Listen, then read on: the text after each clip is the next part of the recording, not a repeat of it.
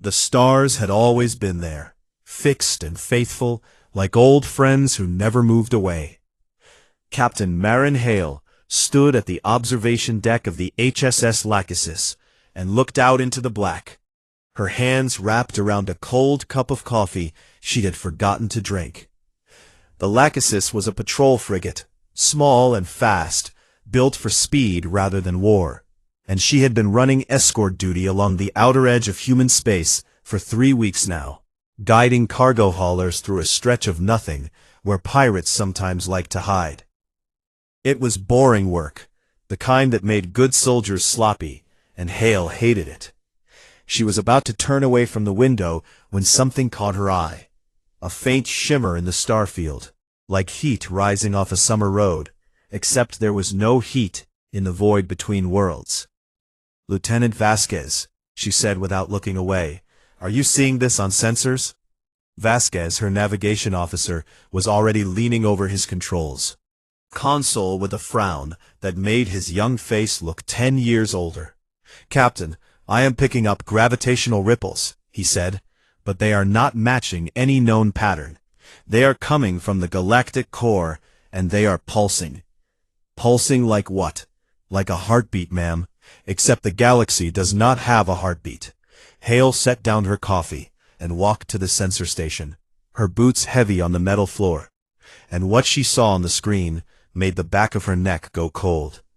The ripples were enormous, spreading outward from the center of the Milky Way like rings in a pond, and they were getting stronger with every pulse. She had served in the fleet for 22 years, and she had never seen anything like it. "Send a priority alert to Earth Command," she ordered. "Full data package, flag it urgent." Vasquez nodded, and his fingers moved fast across the keys. The message flew out into the dark, at the speed of light, riding the hyperspace relay network that connected every human world to every other. A web of invisible roads built over 2 centuries of expansion. It would reach Earth in 14 minutes. It would be logged, filed, marked for review by a mid-level analyst who was already behind on 600 other reports, and it would sit there unread while the galaxy began to die. 12,000 light-years away, on the great station of Velarith Prime, Ambassador Jonah Wren was trying very hard not to lose his temper. Velarith Prime was the capital of the Concord of Aligned Species, a galactic alliance so old that some of its founding members had gone extinct before Earth's dinosaurs had learned to walk. 9,000 species belonged to the Concord, and humanity was one of the youngest, admitted only 60 years ago, after decades of proving they could behave themselves in polite galactic company. Wren was a tall man with patient eyes, and a diplomat's gift for saying nothing while appearing to say everything. But today his patience was running out. The elder races, the 12 ancient civilizations that sat at the top of the Concord like gods on a mountain, had called a closed emergency session. No younger species were allowed inside. Wren stood outside the sealed doors of the Grand Chamber and watched as alien diplomats from 100 worlds paced and whispered and tried to pretend they were not afraid. He approached the Thessian ambassador, a tall being with silver skin and 4 arms, who he had shared drinks with many times. "Counselor Meridia," Wren said carefully, "can you tell me what is happening in there?" Meridia looked at him, and for the first time in the years Wren had known her, he saw real terror in her wide golden eyes. "I cannot," she whispered, and then she leaned close and said 2 words that meant nothing to Wren at the time, but would haunt him for the rest of his life. "Recession." Wren tried to ask what that meant, but Meridia had already turned away, her 4 hands trembling at her sides.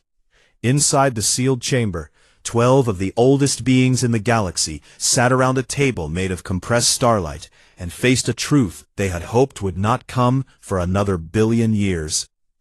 The recession was a cosmological event, the collapse of the dark energy scaffolding that held the galaxy's physical structure in place. It was like pulling the bones out of a living body.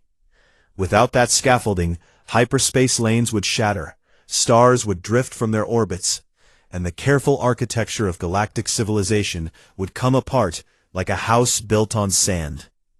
It had happened before in other galaxies, millions of years ago, and those galaxies were now silent, dark, and dead.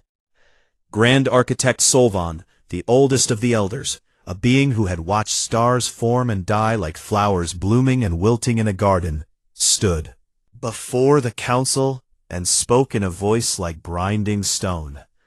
"The models are final," he said. "The recession will reach critical phase within one standard rotation. The hyperspace network will fail completely within 8 hours of onset." The chamber was silent. "We have prepared for this," Solvan continued. "The refuge protocols are ready. The pocket dimensions are stable. The shielded megastructures are powered. We can preserve our civilizations, our knowledge, our people." The representative of the Villani, a species nearly as old as Solvan's own, raised a thin appendage. "And the younger races." Solvan paused. It was not a long pause, and that was perhaps the most terrible thing about it, that the decision to abandon 9,000 civilizations required so little thought. "There is no time," he said, "and there are not enough shelters. If we attempt a general evacuation, the panic alone will kill billions before the recession does. The younger species are resilient. Some may survive in isolated pockets, but we cannot save them all." "You mean we will not save them?" the Villani said. "I mean we cannot afford to try," Solvan replied, and his voice carried no guilt, because he had lived long enough to see guilt as a luxury for short-lived creatures who had not yet learned that the universe was not kind. One by one the elder races voted. One by one they chose themselves. Within the hour, ships began to leave Velarith Prime, not with the chaos of evacuation, but with the quiet efficiency of beings who had planned their escape long in advance. Ambassador Wren watched from a corridor window as the elder fleet departed, hundreds of vessels rising from the station like birds fleeing before a storm, and he felt a chill that had nothing to do with the failing climate systems. "Where are they going?" he said to no one. Around him the station was growing dark. Maintained for 4 million years by elder technology, began to flicker as the systems that sustained it were withdrawn one by one, like a landlord pulling the wiring from an apartment building while the tenants still slept inside. Wren ran to the communications center and found it half abandoned, staffed by frightened junior officers from a dozen species, all of them young, all of them trying to reach homeworlds that were no longer answering. He pushed his way to a human terminal and began composing a message to Earth, fast, blunt, stripped of all diplomatic language. The elders knew. They left us, all of us. Do not wait for rescue. There is no rescue. He sent it on every frequency he had access to and prayed it would reach someone who would listen. On Earth, it was 3 a.m. Director Leon Zhao of the United Human Authority was asleep when her emergency comm screamed her awake, and within 10 minutes she was in the Situation Room, reading Wren's message on a screen while her senior staff filed in with coffee and confusion. "Is this confirmed?" she asked. "We have lost contact with Velarith Prime," her communications chief said. "We have also lost contact with the Koran colony, the Astara outpost, and the Helios research station. Hyperspace relays are going down across the board." Zhao read the message again. The elders knew. They left us. She looked up at the ceiling as if she could see through it to the stars above. And maybe she could, because at that exact moment, at 0347 hours, Earth Standard Time, the night sky over every continent began to change. Stars moved, not slowly, not subtly. They moved the way a chandelier moves when someone kicks the table it hangs from, swinging and lurching and rearranging themselves into patterns that no human eye had ever seen. People on night shifts stopped and stared. Children woke up crying without knowing why. Howled in neighborhoods from Sao Paulo to Seoul. The galaxy was falling apart, and Earth had never been warned. Zhao set down the message, looked at her staff, and said the only thing that mattered. "Then we rescue ourselves." The galaxy did not die slowly. It came apart the way a bridge comes apart when the last cable snaps, not piece by piece, but all at once, everything falling together. 1,000,000 years of structure undone in the time it took a human heart to beat a few thousand times.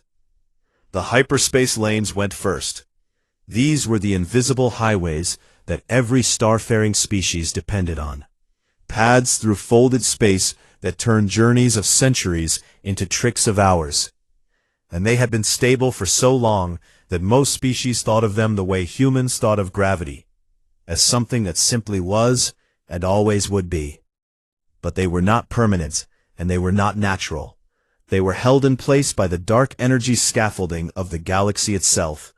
And when that scaffolding buckled, the lanes broke like old rope pulled too tight. The first to go was the arterial, the great lane that connected the galactic core to the outer rim, carrying more traffic in a single day than most species produced in a year. It did not just close, it twisted. Ships inside the arterial, when it collapsed, were pulled apart at the molecular level, stretched across dimensions that were never meant to hold matter. And in one terrible instant, 40,000 vessels, and every soul aboard them, ceased to exist in any way that physics could describe. The cascade moved outward from the core at a speed that made light look slow, and within 2 hours, the hyperspace network that had connected 9,000 civilizations for 4 million years was gone. On Earth, the astronomers saw it first. Dr. Yuki Nomura was working the night shift at the Atacama Deep Sky Observatory in Chile when her instruments began screaming alerts so fast that her screen turned solid red. She pulled up the live feed from the orbital telescope array, and what she saw made her hands go still on the keyboard. The spiral arms of the Milky Way were moving, not the slow, graceful rotation that took 200 million years to complete one turn. This was something else, something violent, as if an invisible hand had reached into the galaxy and stirred it like soup. Stars that should have been fixed points were drifting, some toward each other, some apart, their ancient orbits disturbed by forces that Nomura's models said should not exist. She reached for her phone and called her department head with fingers that would not stop shaking. "Dr. Sato," she said, "you need to come in now. I think the galaxy is breaking." On the bridge of the HSS Lachesis, Captain Marin Hale was fighting to keep her crew alive. They had been transiting a secondary hyperspace lane when the collapse hit, and the lane had begun to fold around them like a tunnel made of water, the walls closing in from every direction at once. "Full reverse," Hale shouted, over the sound of metal screaming, as the ship's hull flexed in ways it was never designed to flex. "A lane is closing behind us too," Vasquez yelled back, his face lit blue by cascading error messages. "We cannot go back." Hale looked at the navigation display and saw what they were trapped in, a corridor of collapsing space-time, shrinking from both ends, and at the center of it, their small ship, with its small crew and its small chance of survival. She had maybe 30 seconds to decide. "Vasquez, calculate a perpendicular exit. Punch us through the lane wall." "That is not possible, Captain. The energy required to breach a hyperspace boundary from inside would—" "I did not ask if it was possible. I asked you to calculate it. Do it now." Vasquez did it. What Hale attempted next would later be studied in every naval academy in human space and taught as either the bravest or the most insane maneuver in the history of space travel. She overloaded the Lachesis's forward shields, channeling every watt of power the ship had, life support, gravity, lights, everything, into a single concentrated burst aimed at the wall of the hyperspace corridor. The ship went dark. The crew floated in zero gravity, held in place only by their harness straps, breathing the last of the air that the dead ventilation system would provide. And then Hale fired. The shield burst hit the lane wall like a fist hitting glass, and for one fraction of a second, the wall cracked open, and Hale flew her ship through that crack the way a needle passes through fabric, threading a gap that existed for less time than it took to blink. They emerged into normal space. The lights came back on, dim and flickering, and the emergency systems kicked in one by one. And the crew sat in their seats and breathed and tried to understand that they were alive. Then the damage reports came in. The engine room was gone. Not damaged, not broken. Gone. Sheared away by the collapsing hyperspace corridor, like a branch torn from a tree by a passing train. 12 crew members had been in that engine room. Hale closed her eyes for 3 seconds. Then she opened them and said, "What is our position?" Vasquez checked his instruments twice, then a third time, and when he finally spoke, his voice was very small. "I do not know, Captain. The star charts do not match anything in our database. I have no idea where we are." Hale looked out the forward viewport at a sky full of stranger stars, and felt the loneliness of it settle over her like cold water. They were lost. 12,000 light-years away, on the colony world of Corin, Governor Adazi Obi woke to sirens. Corin was a green world, gentle and warm, settled 40 years ago by families looking for a quieter life away from the noise of Earth, and it had grown into a comfortable colony of 800,000 people who farmed and built and raised children under an alien sun that they had learned to call their own. Obi had governed Corin for 6 years, and she was good at it. Calm, practical, the kind of leader who remembered everyone's name and never raised her voice because she never needed to. But when she reached the operations center and saw the communications board, her calm cracked. Every link was dead. Earth, dead. The Helios station, dead. The supply convoy that was supposed to arrive next week, no signal, no beacon, nothing. "What happened?" she asked. Her communications officer, a young man named Deshi who had been crying and was trying very hard to pretend he had not been, looked at her with red eyes. "Governor, we have lost all hyperspace communication. The relays are not responding, none of them. I have been trying for 2 hours, and there is nothing out there, nothing at all." Obi stood very still for a moment. She thought about the 800,000 people sleeping in their homes around her. The children who would wake up in a few hours expecting breakfast. The farmers who would go to their fields expecting the supply ships to come. The old people who had moved here expecting to live out their years in peace. She thought about the food stores which she knew without checking would last about 6 months if they were careful, and about 3 if they were not. And she thought about the fact that no one was coming to help them. "Wake up the department heads," she said. "All of them. We have work to do before sunrise." On Velarith Prime, Ambassador Jonah Wren was watching a civilization die in real time. The great station, once the jewel of the galaxy, a place where 9,000 species had come together to govern and trade and argue and dream, was falling apart. The power systems that the elder races had maintained were failing floor by floor, and with them went the climate controls, the gravity generators, the atmospheric processors that kept the air breathable for the dozens of different species who called the station home. Wren moved through darkening corridors, filled with frightened beings, tall and short, scaled and furred, some with too many eyes and some with none. All of them asking the same question, in 100 different languages. Where did the elders go? Why did they leave us? What do we do now? Wren did not have answers, but he had something that was almost as good. He had a voice that made people listen, and a face that made people trust him. And he used both now, without shame or hesitation.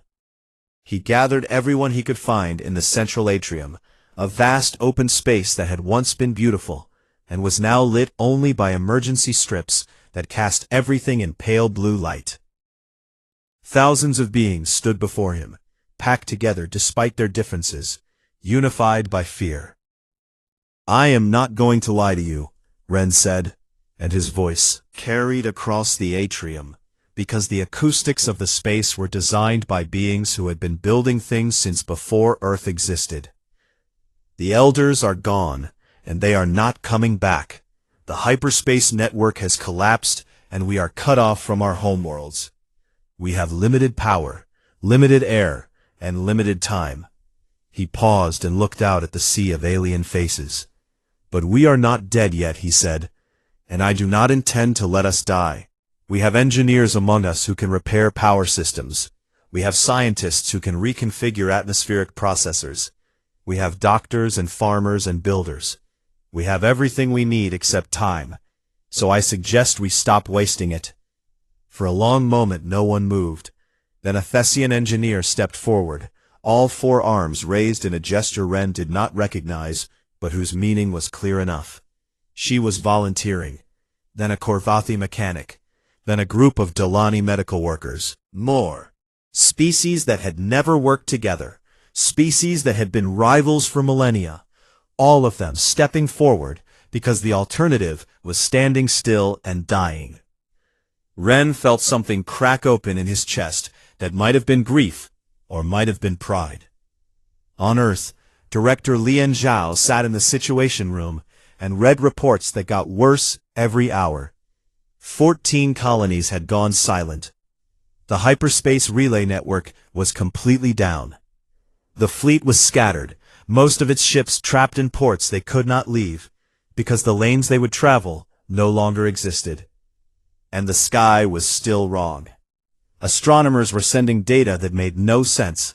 Stellar drift rates that should have been measured in millions of years were happening in hours. Gravitational constants fluctuating in ways that broke every model they had. Zhao listened to all of it. Then she stood up and addressed the room. She said, "We are going to assume that no one is coming to save us. Not the Elders, not the Concord, not some miracle from the sky. We are going to assume that every human being out there, on every colony and every ship and every station, is alone and afraid and waiting for us to do something. And we are going to do something." She looked around the room at the faces of her staff, some old and some young, all of them scared, none of them running. "Get me every physicist, every engineer, every mathematician we had," she said. "Wake them up, pull them out of retirement, drag them out of their labs. I want the best minds on this planet working on one single problem. How do we reach our people when every road is gone?" Someone in the back of the room said quietly, "What if there is no way?" Zhao looked at them. "Then we will build one," she said. "That is what humans do." Outside, the stars continued their terrible dance across a sky that had never looked so strange or so dark, and 800 billion humans, scattered across a broken galaxy, looked up and waited for someone to light the way home. 6 months after the galaxy broke, humanity was still alive. Not comfortable, not safe, not whole, but alive, which was more than the elder races had expected when they sealed their shelters and turned off the lights. On Earth, Director Lian Zhao had turned the entire planet into a machine with one purpose: finding a way back to the stars. She called it Project Lighthouse, and she staffed it with every brilliant mind the planet had, pulling physicists from universities and engineers for retirement homes and mathematicians from prison cells if they happened to be good enough. Because Zhao did not care about your past or your manners or whether you had a criminal record. She cared about whether you could solve the problem that was killing her species. The problem was simple to describe and seemingly impossible to solve. The hyperspace lanes were gone, and without them, the distances between stars were what they had always been in the cold truth of normal. Physics. Vast, crushing, measured in years and centuries at the speed of light. Humanity's colonies were islands in an ocean that had suddenly become 1,000 times wider, and every day they stayed cut off was a day closer to starvation or system failure, or the slow death of hope that was worse than either. Zhao gathered her scientists in the Great Hall of the Singapore Research Complex, a building that had once been a conference center for train summits and was now the most important room in human history. "I do not care about elegant solutions," she told them on the first day. "I do not care about safe solutions. I care about solutions that work. The road is gone, so build a new one. Build it out of spite if you have to." The scientists got to work. For 3 months, they failed. They failed beautifully, and they failed miserably. And they failed in ways that produced explosions, and in ways that produced nothing at all. And every failure was cataloged and studied, and argued over in meetings that lasted until people fell asleep in their chairs. Dr. Ren Tanaka was 29 years old, and he had been a nobody before the collapse, a junior researcher at a university in Osaka, working on theoretical models of hyperspace topology that his professors had called interesting but impractical. Now those impractical models were the only thing standing between humanity and extinction. Tanaka had been staring at the data for so long that he saw hyperspace equations when he closed his eyes. And one night, at 3 in the morning, sitting on the floor of his lab, surrounded by empty coffee cups and scribbled notes, he saw something that made him stop breathing. The hyperspace lanes were not destroyed. They were tangled. The collapse had not erased the pathways through folded space. It had twisted them, knotted them, compressed them into a snarl so dense and chaotic that no conventional navigation system could make sense of it. But knots could be threaded. If you were small enough and fast enough and precise enough, you could find the gaps between the tangles, the tiny corridors of passable space that still existed within the wreckage. Like finding a path through a forest that had been flattened by a storm. The trees were down, but if you were willing to climb and crawl and squeeze through the gaps, you could still get through. Tanaka called it threadline navigation, and when he presented it to the Project Lighthouse team, half of them said it was brilliant, and the other half said it was suicide. Both groups were correct. Threadline navigation required a pilot to make hundreds of micro-adjustments per second, reacting to conditions that changed faster than any computer could model, threading a ship through spaces so narrow that a mistake of a few meters would tear the vessel apart. No alien autopilot could do it. Their systems were designed for clean, predictable lanes of the old network, and they could not handle the chaos of the thread lines. But human pilots could. Human brains, it turned out, were uniquely suited to the task, not because they were smarter than alien minds, but because they were messier, more comfortable with uncertainty, better at making gut decisions in situations where the data was incomplete and the margin for error was zero. Humans had spent their entire evolutionary history making split-second choices in environments that were trying to kill them. And that 10 million years of running from predators and dodging falling rocks and navigating by instinct when the map was wrong had produced a brain that could dance through chaos in ways that no other species could match. The first threadline test flight was piloted by Commander Sarah Chen, a former combat pilot with nerves made of something harder than steel. She launched from Earth orbit in a small, fast ship called the Needle, aimed at the tangled wreckage of what had once been the hyperspace lane to Corin, and she pushed the throttle forward and flew into the impossible. For 11 minutes, she navigated by feel, by instinct, by something that was not quite thought and not quite reflex, but somewhere in between, a state of mind that the pilots would later call the thread, a place where the conscious brain stepped aside and let something older and deeper take the controls. She emerged in the Corin system with her hull scorched and her hands shaking and tears running down her face. She had made it. On Corin, Governor Adedesi Obi had spent the last 6 months performing a miracle that no one would ever give her enough credit for. She had taken a colony designed for comfort and turned it into a colony designed for survival. The first week had been the hardest. When the news spread that they were cut off, no communication, no supply ships, no rescue, the fear had turned to anger fast, and the anger had turned to violence faster. A mob had formed outside the government building, 1,000 people shouting and pushing and demanding answers. that Obi did not have. Her security chief had wanted to deploy crowd control. Obi had walked out the front door alone. She had stood on the steps and looked at the crowd, at the faces of people she knew, people she had eaten dinner with and celebrated holidays with, and watched raise their children.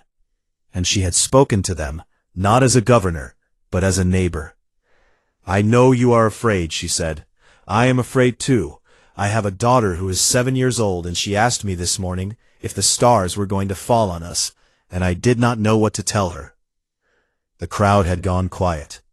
"But I will tell you what I told her," Obi continued. "I told her that we are going to be all right. Not because I know that for certain, but because I am going to do everything in my power to make it true. And I need your help." She told them the truth about the food supply. 6 months, maybe less. She told them the truth about the communication blackout. Total, no signal, no response. And then she told them what she was going to do about it. Every park, every lawn, every decorative garden on Korin would be converted to farmland. The hydroponic systems in the industrial district would run day and night. Water recycling would be maximized. Rationing would begin immediately. Equal shares for everyone, herself included. "I will not let a single one of you die," she said, "but I need you to help me keep that promise." The mob became a workforce. Within a week, Korin was transformed. Accountants were learning to farm. Engineers were building water recyclers from spare parts. Teachers were organizing childcare so that every able adult could work. And Governor Obi was everywhere, sleeping 3 hours a night, checking systems, solving problems, holding the whole fragile structure together through sheer force of will. When the needle appeared in Korin's sky 6 months later, trailing smoke and broadcasting on every frequency, Obi was in a field checking crop yields. She looked up and saw the ship, and she saw the Earth flag painted on its hull, and she sat down in the dirt between the rows of vegetables that had kept her people alive, and she wept. Across the dark between the stars, Captain Marin Hale was building something that had never existed before. A family made of strangers from different worlds. The Lachesis was still limping along on half power, its engine room gone, its crew reduced, its chances of reaching home somewhere between slim and imaginary. But Hale had not stopped. 2 weeks after the collapse, her communications officer had picked up a distress signal, weak, garbled, definitely not human. It came from a Thessian medical frigate, adrift and failing, 60 slowly suffocating, as their air recyclers died, one by one.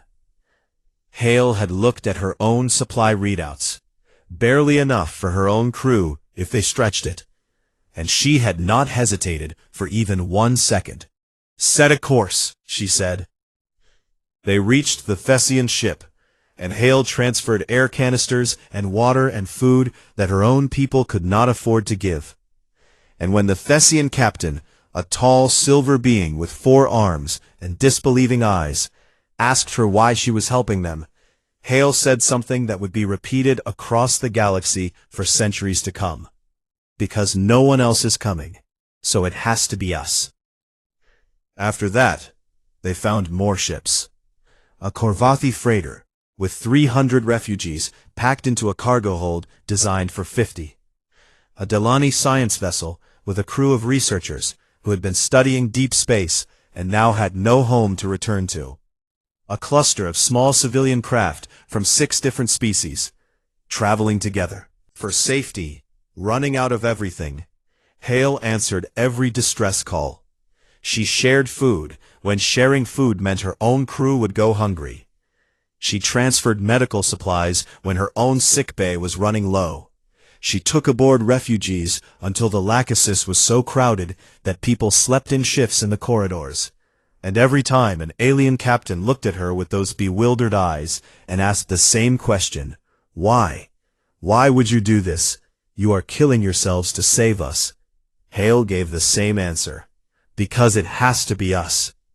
The aliens began calling her ship the Lantern, because in the darkness that had swallowed the galaxy, The Lachesis was the one light that never went out. Word spread through the wreckage of civilizations, carried by the few ships that could still limp between stars. There is a human ship out there, they said, and it will come for you if you call. No matter who you are, no matter what species, no matter how far. The humans came. They always came. On Velarith Prime, Ambassador Wren had performed his own miracle, holding together a station full of thousands of beings from dozens of species who had every reason to turn on each other and no reason at all to cooperate, except that Wren somehow made them believe they could. They called him the Keeper now, and he had earned the name by standing in dark corridors and cold rooms and making decisions that kept people alive. One more day, then one more day after that, then one more day after that. And on Earth, when the news of the Needle's successful flight reached Director Zhao, she allowed herself to smile for the first time in 6 months. Then she picked up her comm and said, "Build more ships. Build them fast. Our people are out there waiting."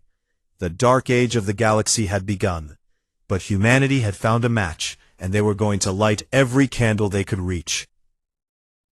In the first year after the collapse, humanity reached 47 worlds.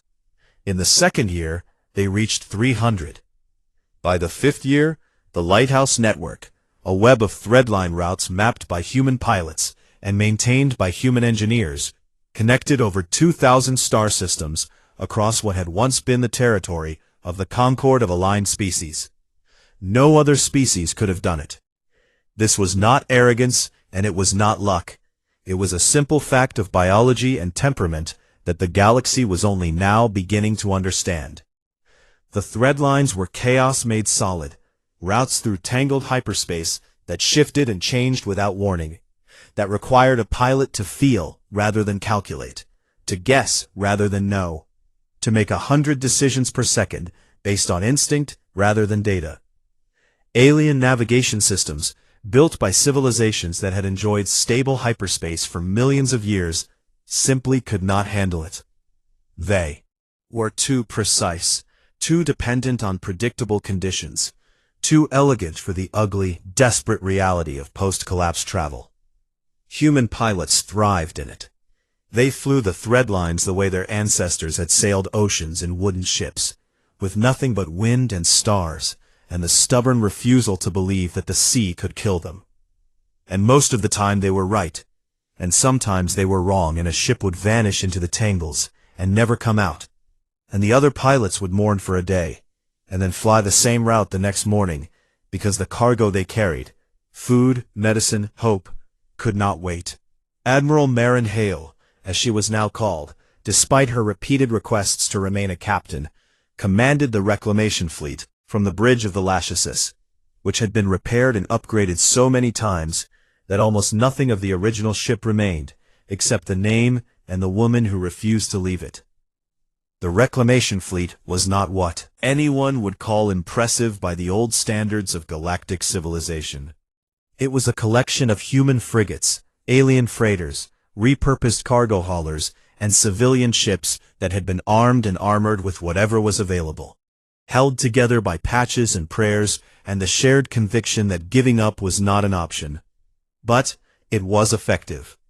Hale ran it the way she had run the Lachesis in those first terrible months, by showing up, by answering every call, by sharing everything she had, even when she had almost nothing. She had a rule that every officer in the reclamation fleet learned on their first day. No world gets skipped. No species gets left behind.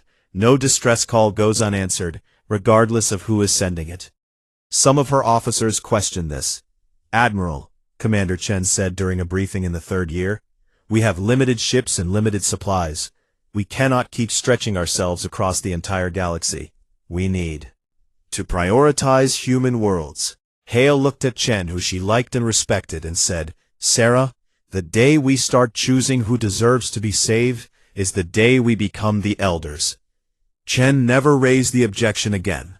The effect of this policy, this radical, impractical, borderline reckless generosity, was something that no strategic planner could have predicted.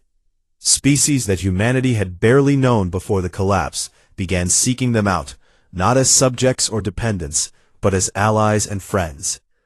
The Thessians, whose medical frigate Hale had saved in the first weeks, sent their entire remaining fleet to join the reclamation effort, and their doctors staffed human hospitals on a dozen worlds. The Korvathi, master builders who had constructed some of the greatest structures in the old Concord, offered their engineering expertise to repair damaged stations and build new ones.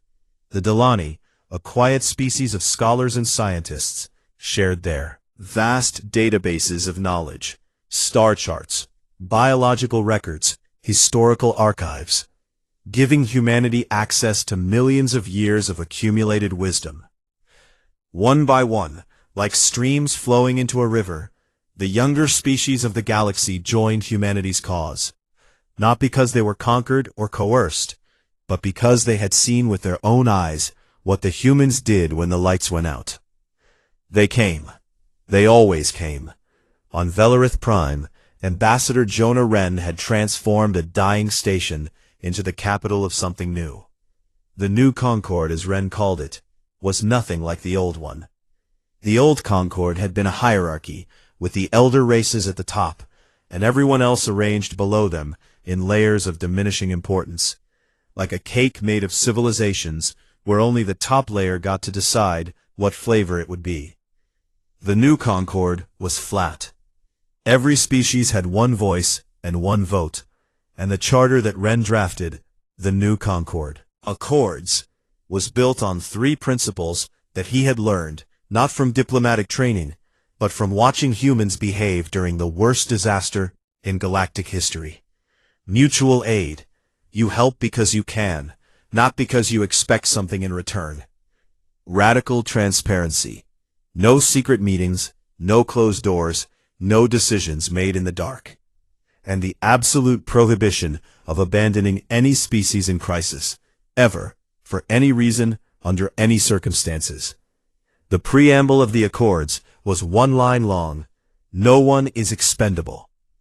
When Wren presented the Accords to the assembled representatives of the new Concord, over 3,000 species by then, packed into the restored atrium of Velarith Prime, there was a silence that lasted 11 seconds.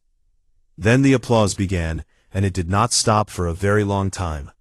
Wren stood at the podium and let it wash over him, and tried not to think about the 12 crew members of the Lachesis who had died in the first minutes of the collapse, or the billions on worlds that no one had reached in time, or the faces of the elder race diplomats who had walked past him on their way to their escape ships without a backward glance. He tried and he failed, and he let himself feel it all, and then he smiled and got back to work, because that was also what humans did. In the 5th year, the elder races came back. They emerged from their pocket dimensions and shielded megastructures one by one, like animals creeping out of burrows after a storm. And what they found was not what they expected. They had expected ruins. They had expected silence, empty worlds, dead stations, the scattered bones of civilizations that had been too young and too weak to survive without their protection. Instead, they found the lighthouse network pulsing with traffic, threadline ships jumping between stars that the elders had assumed would be unreachable for centuries before the collapse, carrying goods and people and ideas between species that had never worked together before. They found Velarith Prime restored and thriving, not with elder technology, but with the improvised, jury-rigged, beautifully imperfect solutions that the younger species had built together. They found a galaxy that had not only survived their abandonment, but had in some ways become stronger because of it. Some of the elders were humbled. The Volani, the species whose representative had questioned Solvan's decision to abandon the younger races, approached the new Concord with open hands and honest regret, and asked to join as equals. They were accepted. The Thessian Elder Council, one of the oldest institutions in the galaxy, publicly released the recordings of the secret session where the decision to flee had been made, and their speaker stood before the new Concord and said that no apology could be sufficient, but that this one was offered, with full knowledge of its inadequacy. They were accepted too, but not all the elders felt regret. A coalition of 7 elder species, led by Grand Architect Solvon himself, looked at the new galaxy and saw something that offended them to their core. Children playing with things they did not understand. Young species pretending to lead when they had barely learned to walk between stars. A disorder and a chaos that violated everything the elders believed about how civilization should work.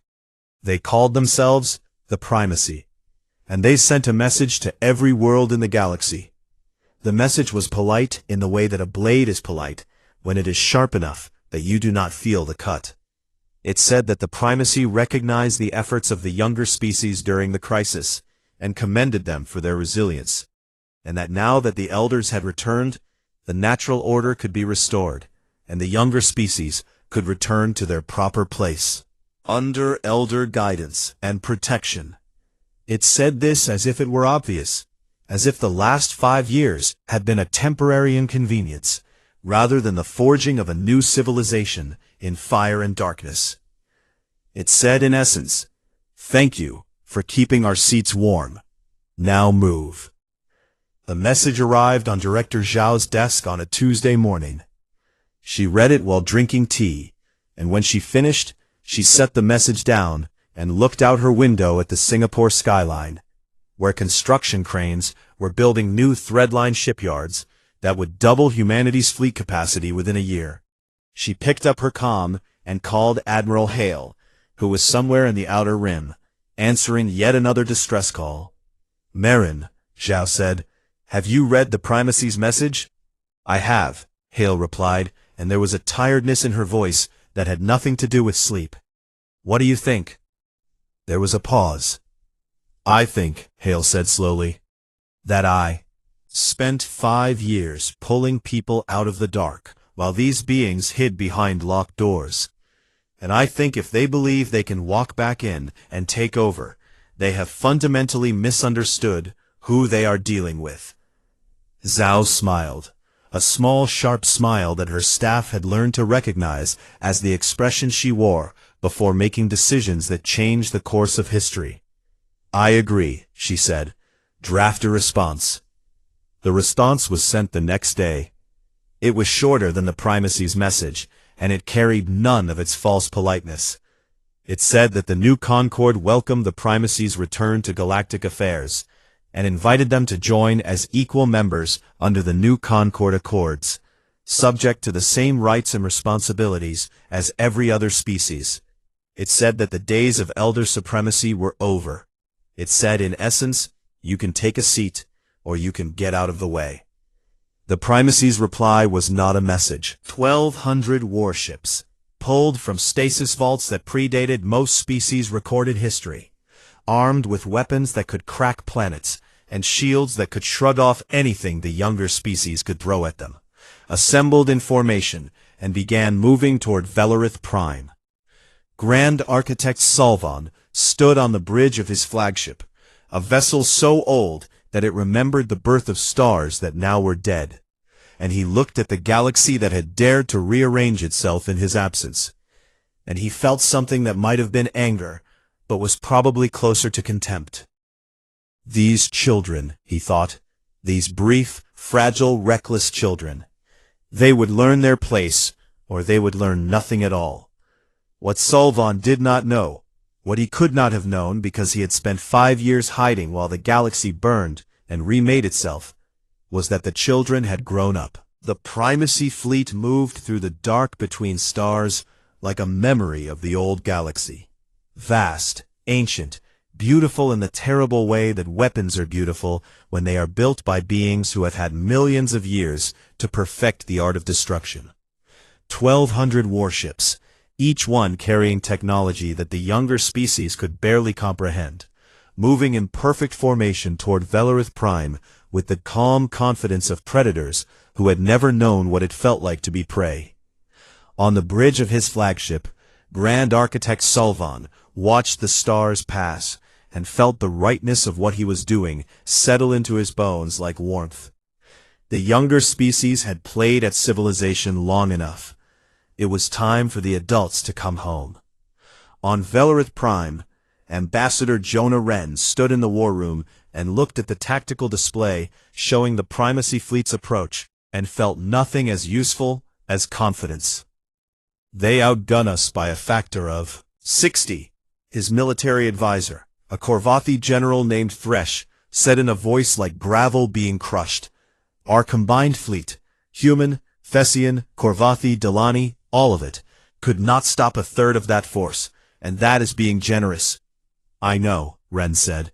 "If they reach Velareth Prime, they will take it, and the new Concord dies as a symbol, even if it survives as an idea. I know that too." "Then what do we do?" Wren looked at the display for a long moment. Then he reached for his comm and called Earth. Admiral Marin Hale received the call in her quarters on the Lachesis, where she had been sitting in the dark, looking at a photograph of the 12 crew members she had lost on the first night.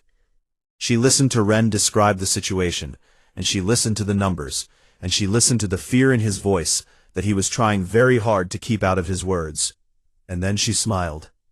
"Jonah," she said, "I have an idea. You are not going to like it, and neither is anyone else, but I need you to trust me. The last time you said that, you flew a ship through a collapsing hyperspace wall. This is going to be worse." Hale's plan was presented to the New Concord War Council 3 hours later, and as she had predicted, nobody liked it. The plan was this: they would not fight the Primacy Fleet at Velareth Prime. They would not fight the Primacy Fleet at all. Instead, Hale proposed to take a strike force of the fastest threadline-capable ships and jump past the Primacy Fleet entirely, using routes through the tangled hyperspace wreckage that no Elder navigation system could follow, and emerge behind enemy lines, not in empty space, but in the Primacy's own home systems. "And then what?" General Thresh asked. "You will attack their homeworlds with a handful of ships? That is not audacity, Admiral. That is suicide." "We are not going to attack anything," Hale said. "Going to talk." The room went very quiet. Hale explained. The Primacy was not a monolith. It was a coalition of 7 elder species, and within each of those species there were billions of ordinary people who had never been asked whether they wanted to go to war against the civilizations that had kept the galaxy alive while their leaders hid. More importantly, within Primacy space, there were dozens of younger species, client races, dependents, species that the elders had protected the way a cage protects a bird. And those species had spent 5 years cut off and abandoned, just like everyone else. "They do not know what happened," Hale said. "The Primacy controls information in their space. Their people do not know that the elders chose to abandon the galaxy. They do not know that humanity and the younger species rebuilt it. They have been told that the elders saved everyone, and that the New Concord is a threat to galactic stability. Forward. We are going to show them the truth." The strike force launched 12 hours later. 37 ships, the fastest and most agile in the New Concord fleet, crewed by the best threadline pilots humanity had, each ship carrying something more powerful than any weapon the Primacy possessed. They carried records. Unedited, unaltered, complete records of everything that had happened since the night the galaxy collapsed. The recordings of the Elder Council's secret session where they voted to abandon 9,000 civilizations. The timestamps showing the Elder evacuation fleets departing Velareth Prime while the station's power failed around the people they left behind. The communications logs showing that no warning was ever sent, no offer of shelter was ever made, no hand was ever extended. And alongside those records of betrayal, they carried something else. Footage of what came after. Captain Marin Hale answering a Thessian distress call when her own ship was barely flying. Governor Adeze Obi walking into a mob unarmed and turning it into a community. Ambassador Jonah Wren holding a dying alien diplomat's hand in a dark corridor, with no heat and no power and no reason to hope, except that Wren refused to stop hoping.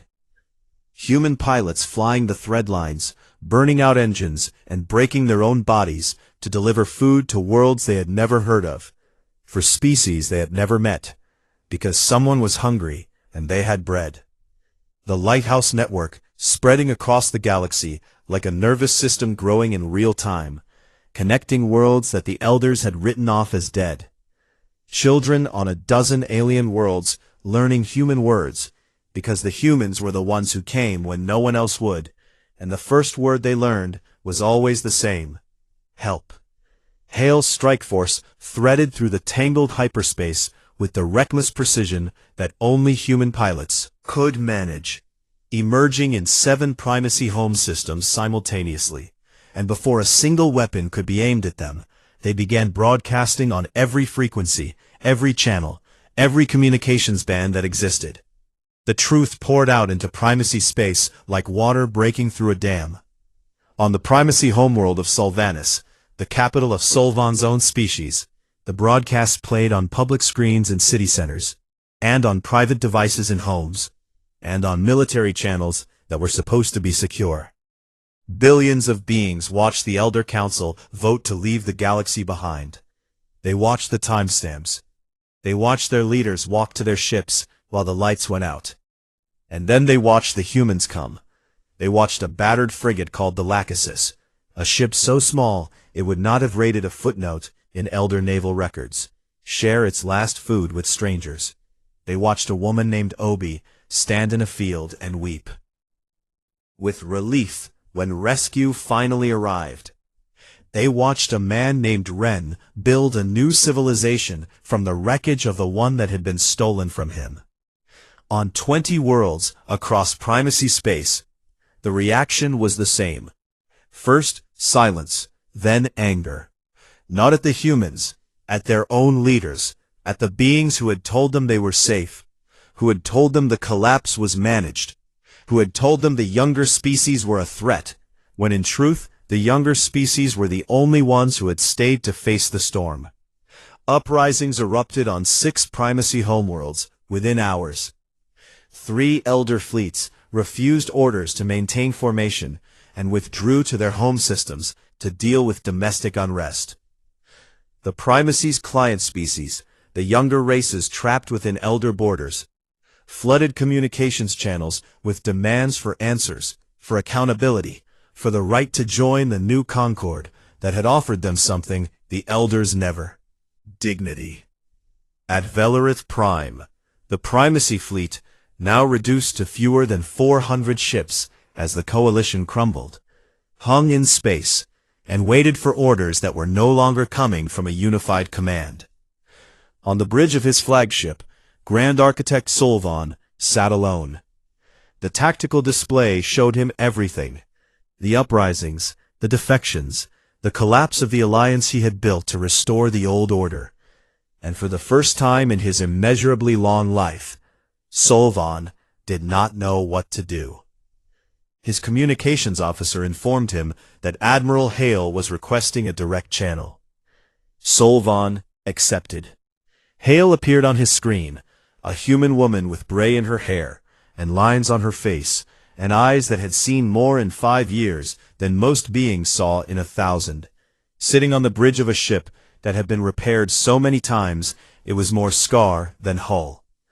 Solvan looked at her and tried to understand what he was seeing. He asked, and his voice was quiet in a way it had never been before, stripped of authority and command and the certainty that had carried him through epochs. "Why did you come back for them? You could have saved only your own kind. You had the thread lines. You had the technology. You could have built a human empire and left the rest to die. You would have been justified. The galaxy gave you nothing and owed you nothing. Why did you go back?" Hale looked at him through the screen, across the void between their ships, across the gulf between a being who had lived for millions of years and a woman who would be lucky to see 100. And she thought about the question. She thought about the 12 crew members she had lost on the first night.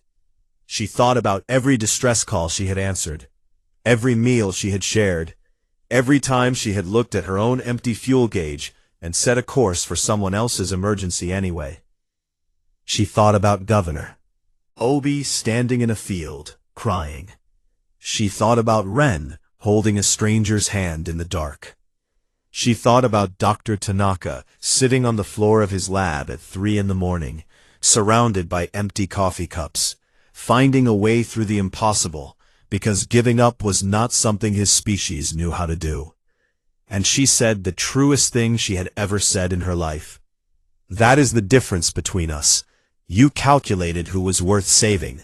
We just saved everyone we could reach. Salvan stared at her. Somewhere in those ancient eyes, something shifted. Not quite understanding, because understanding would take longer than this moment allowed, but something close to it. Something that might in time become humility if it were given room to grow. He ordered his fleet to stand down. The war that never was ended in silence. 6 months later, the new Concord was ratified by over 12,000 species, more than the old Concord had ever held at its peak. Humanity did not claim leadership. They did not ask for a special position, or a higher seat, or a title that placed them above anyone else. They did not need to. Every species in the galaxy knew what they had done, and in the archives of 1,000 worlds, carved in stone and encoded in light, and whispered in the oral traditions of beings who would remember long after the last human had turned to dust, they were given a name. It translated differently in every language, shaped by the sounds and structures of 10,000 different tongues, but it meant the same thing everywhere. The species that stayed. On the day of the ratification ceremony, Velarith Prime was full of light and noise and the sounds of 12,000 species celebrating together, and Admiral Marin Hale was nowhere to be found. She was on the Lachesis. She sat alone on the bridge, in the captain's chair that had molded itself to her shape over years of use, and she looked out at the stars through the forward viewport. They had settled into their new positions now, the galaxy's rearranged geometry becoming familiar in the way that all things become familiar if you live with them long enough. Her comms officer, a young Thessian named Meridia, the daughter of the ambassador Ren had once called a friend, appeared in the doorway. "Admiral, we are picking up a signal. It is very faint, coming from an uncharted sector in the far rim. It does not match any known species in the Concord database." Hale sat up. "What kind of signal?" "It appears to be a distress call, Admiral. Someone out there is asking for help." Hale looked at the stars and she smiled. Not a tired smile, not a dutiful smile, but the real one. The one her crew almost never saw. The one that made her look like the young officer she had been before the galaxy fell apart and she helped put it back together. "Set a course," she said. "Let us go say hello." The Lachesis turned toward the unknown, its engines humming with the steady sound of a ship that had been everywhere and survived everything and was not finished yet. Behind it, the galaxy burned with 10,000 points of light, the Lighthouse Network, humanity's gift to the stars, a web of connections that said the same thing in every direction you looked. You are not alone. We are coming. We will always come.